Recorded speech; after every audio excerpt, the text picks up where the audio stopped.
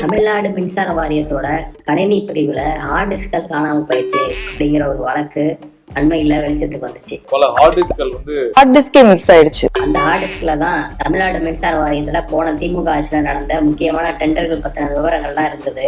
அதுல நடந்த முறைகேடுகள் சம்பந்தமான தகவல்கள் எல்லாம் அதுலதான் இருந்தது. எல்லா டேட்டாவும் கண்டிப்பா மாற்று. அதனாலதான் அந்த திமுகவுக்கு சம்பந்தமான ஆட்கள் அந்த ஹார்ட் டிஸ்கை திருடிட்டாங்க அப்படின்னு சொல்லி செய்திகள் எல்லாம் பரப்புனாங்க.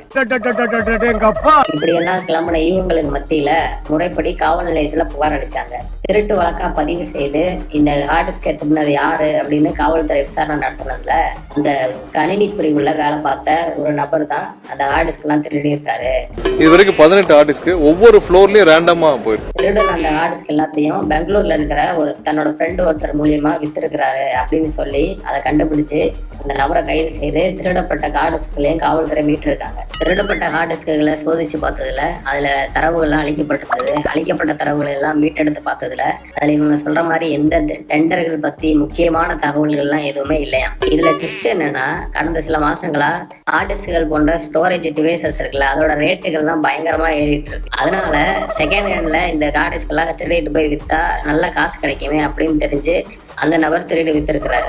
ஒரு தனிநபர் தன்னோட சொந்த தேவைக்காக பணத்திற்காக ஹார்ட் டிஸ்கை திருடி வித்ததை ஏதோ ஒரு பெரிய முறைகேடை மறைக்கிறதுக்கான முயற்சி சூழ்ச்சி அப்படி இப்படின்னு கதை கட்டி விட்டுட்டாங்க சமூக வலைதளங்கள்ல.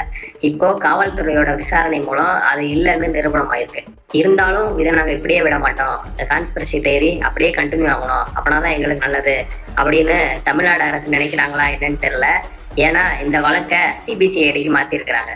மின்வெட்டு பிரச்சனைக்கு தீர்வு காணாமல் ஹார்ட் டிஸ்க் வச்சு திசை திருப்ப பாக்குறாங்கன்னு சொல்லிட்டு முன்னாள் அமைச்சர் செந்தில் பாலாஜி, யார் நம்ம உத்தமர் செந்தில் பாலாஜி, ஏற்கனவே முடிவுக்கு வர்ற நிலையில இருக்கிற இந்த ஹார்ட் டிஸ்க் திருட்டு வழக்கை சிபிசிஐடி விசாரிக்கிறதுக்கு சிறப்பு குழுவும் அமைச்சிட்டாங்க.